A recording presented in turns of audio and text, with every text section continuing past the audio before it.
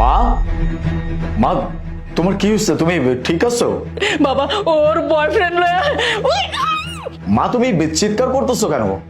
আয় শোনো না, আমার তো অনেক কোমরে।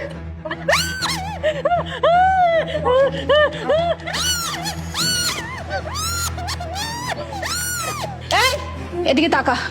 তোর কত বড় সাহস! হ্যাঁ, তুই তোর ছেলেকে বলতেছিলি যে আমার বয়ফ্রেন্ড এখানে। হ্যাঁ, তোর এত বড় সাহস কি করে হলো? এতক্ষণ যে বেল দিয়ে তোকে এতটা পিটাইলাম, কি তোর কি ভয় নাই শরীরে একটু? তুই তো ছেলের আমার কথা বলবি? দেখ বুড়ি, আমি তোকে বারবার করে সাবধান করতেছি, তোর ছেলেকে যদি গুণাক্ষরে কোনো কিছু বলছিস না, তাহলে এই চামড়া দিয়ে বাইরেতে বাইরে তোর চামড়া একেবারে তুলে ফেলবো। কিন্তু আর এই যে তোর মাইয়া, তোর মাইয়াকে কিন্তু জানা বাইরে ফেলবো। খবরদার, খবরদার যদি কিছু বলছিস। আর শোন, আমরা এখন রুমে যাব, ঠিক আছে? আর এই ফাঁকে এই বাসার যত কাজ আছে সব কাজগুলো করবি, আর আমাদের জন্য খুব সুন্দর করে লাঞ্চ রেডি করবি। যদি টাইম মতো লাঞ্চ না পাইছি, তোর একদিন কি আমার একদিন। বেবি চলো। আর শোন, ও যা যা বলেছে সব ঠিকঠাক করবি, না হলে আইসা আবার পিটাম, কথাটা মাথায় রাখিস, বুঝছিস? চলো।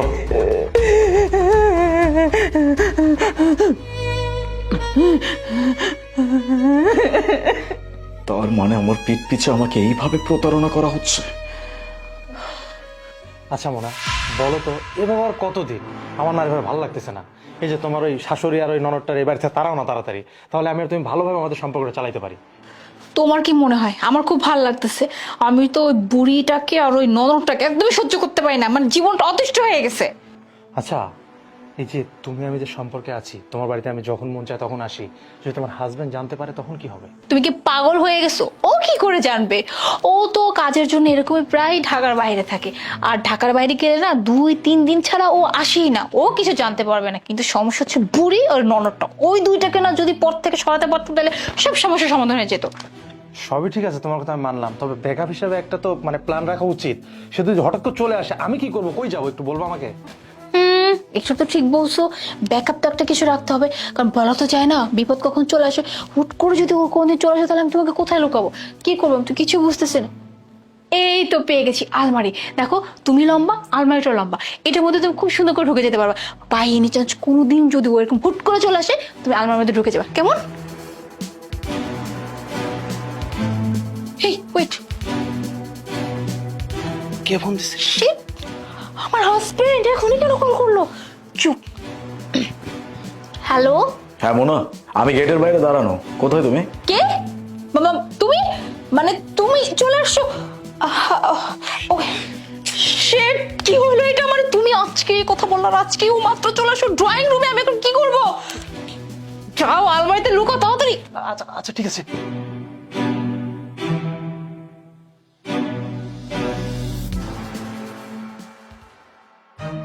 মা, তোমরা ঠিক আছো?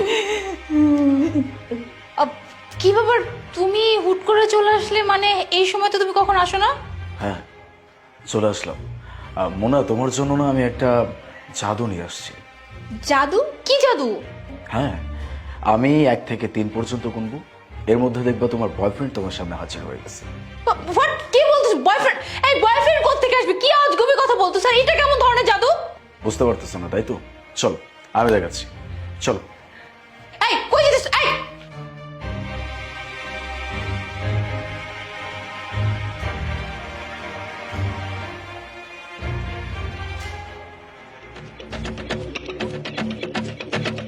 দেখো, তোমাকে আমি জাদু দেখাচ্ছি। 1, 2, 3, এই যে তোমার বয়ফ্রেন্ড। কি বলতেছো তুমি এগুলা? এই তুমি না আমাকে এখানে নিয়ে আসছো কি জাদু দেখাবে এর জন্য? হ্যাঁ, তাইলে তুমি কি জাদু দেখালা? কি একটা বের হলো, আর এটা তোমার বয়ফ্রেন্ড না? আচ্ছা, তোমার বয়ফ্রেন্ড না, তার মানে ও একটা চোর, রাইট? হ্যাঁ হ্যাঁ, তুমি একদম ঠিক কথা বলছো। এইটা চোর। চোর না হইলে এরকম কি আলমারির মধ্যে ঢুকে থাকে? নিশ্চয়ই এই বাসা কোনো চুরি করতে আসছে, তারপর মনে হয় কাউকে দেখছে, দেখা মাত্র আলমারির মধ্যে ঢুকে গেছে। ও চোর। আচ্ছা, যেহেতু ও একজন চোর, তার মানে ওর তো শাস্তির ব্যবস্থা অবশ্যই করতে হবে। একটা পুলিশের বাড়িতে তুই চুরি করতে আসছিস আর তোকে শাস্তি দিব না, এটা কখনো হইতে পারে নাকি? এক কাজ করি, আমি থানায় কল করি, করার পরে আমি কনস্টেবল ডাকি। কনস্টেবল এসে যখন ওকে নিয়ে জেলখানায় উত্তম মাধ্যম দিবে, তখন ও বুঝতে পারবে পুলিশের বাড়িতে এসে চুরি করার কি ফল হতে পারে। হ্যালো, হ্যাঁ আশিক, এক কাজ করো, তুমি থানা থেকে দুজন কনস্টেবল নিয়ে সোজা আমার বাড়িতে চলে আসো। একটা চোর ধরেছি, সেই চোরকে থানায় নিয়ে তারপরে উত্তম মাধ্যম দিতে হবে। ওকে, বাই। মোনা, পুলিশ আসতে একটু লেট হবে, ততক্ষণ এই চোরকে না হয় আমি কিছু উত্তম মাধ্যম দিই তোকে। Sir sir sir sir sir sir আমি সত্য কথা বলছি স্যার, আমি চোর না কিছু না স্যার। এই যে আপনার বউ, ওর বয়ফ্রেন্ড, আমি চোর না স্যার। আচ্ছা, কি ব্যাপার মোনা? ও তো বলতেছে ও তোমার বয়ফ্রেন্ড, একটা প্রমাণের ব্যবস্থা করতে হবে। এই, তুই যে বলতেছিস যে তুই ওর বয়ফ্রেন্ড, আর ও বলতেছে তুই ওর বয়ফ্রেন্ড না, তুই একজন চোর। তাহলে এক কাজ কর, যেহেতু তুই ওর বয়ফ্রেন্ড, তাহলে আমাকে কিছু প্রমাণ দেখা, যেটা থেকে আমি বুঝতে পারবো যে তুই আসলেই ওর বয়ফ্রেন্ড।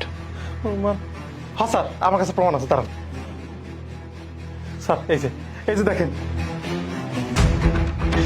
কি ব্যাপার মনু, এখানে তোমাদের একসাথে ছবি কিভাবে আসলো? তাও আবার আমার বাড়িতে না, অন্য কোথাও তোমরা ঘুরতে গেছিলা। আবির, তুমি এগুলো কি বলতেছো? তুমি এই যুগে এসে এই কথা বলতেছো? তুমি এখন ভালো করে জানো এখন এই আর যুগ, এখন চাইলে একজনের সাথে আরেকজনের ছবি এমন ভাবে ঘনিষ্ঠ ভাবে করতে পারবে, মনে হবে কি রিয়েলের থেকেও রিয়েল বেশি। এই ছবিটা নিশ্চয়ই আমার কোথা থেকে ডাউনলোড করছে, ডাউনলোড করে তার সাথে লাগাই এখন মনে হচ্ছে যে আমরা কাপড়। ওকে আমি চিনো, বয়ফ্রেন্ড না। তোমার কত বড় সাহস, একের পর এক আমাকে মিথ্যা কথা বলেই যাচ্ছ। হ্যাঁ, আমি মেনে নিতাম তুমি যে আমাকে বলছো এই সব কিছু এডিট করার ছবি, আমি এটা মেনে নিতাম যদি ভিডিও কলে আমি এইটা না দেখতাম, আর এইটা আমার কান পর্যন্ত না আসতো যে তুমি আর তোমার এই বয়ফ্রেন্ড মিলে আমার মা আর বোনের সাথে কি করছো। হ্যাঁ, আমি সবকিছু শুনছি, আমি সবকিছু দেখছি। আমার মা বোনকে মারার প্রতি তোমরা এতটাই মগ্ন হয়েছিলে যে কলটা পর্যন্ত কাটো না, এটা তোমাদের মাথায় ছিল না। আমি সবকিছু জেনে তারপরে এখানে আসছি। শুকুর করো যে আমার মা আমাকে সঠিক শিক্ষা দিচ্ছে, নয়তো এতক্ষণ পর্যন্ত এখানে দুই পায়ে দাঁড়ায় থাকার শক্তি তোমার হতো না। তুমি কিভাবে করতে পারছো এটা? হ্যাঁ, আমার সাথে এত বড় একটা প্রতারণা করার পর তুমি কিভাবে ভাবলা তোমার মতো মেয়ের সাথে আমি সংসার করব? তোর মতো মেয়ের সাথে তো আমি সংসার করবই না। তারপর দেখ আমি তোর কি ব্যবস্থা করি। তোরটা পরে দেখতেছি, আগে তোর ব্যবস্থা করতেছি। চল থানায়, তারপরে নিয়ে গিয়ে যখন উত্তম মাধ্যম দিব, পিছন দিয়ে গরম ডিম দিব, তখন সব কিছু বের হয়ে যাবে। তুই কিভাবে পারলি, আর তোর সাহসে কিভাবে কোলালো একজন পুলিশ অফিসারের বউয়ের সাথে পরকীয়ার সম্পর্কে লিপ্ত হয়েছিস, এমনকি তার মা বোনের সাথে এরকম অত্যাচার করছিস? হ্যাঁ, কে দিছে এত বড় সাহস? স্যার মাফ করে দেন স্যার, বিশ্বাস করেন এই যে আমি কান ধরতেছি স্যার। আমার কখনো কোনো জায়গায় যাবো না স্যার, কারোর সাথে পরে গিয়ে করবো না স্যার, আমার মাফ করে দেন স্যার, মাফ করে। তোর মা আমি বের করতেছি, চল থানায়। আর তোকে আমি বাসায় এসে দেখতেছি। স্যার আল্লাহ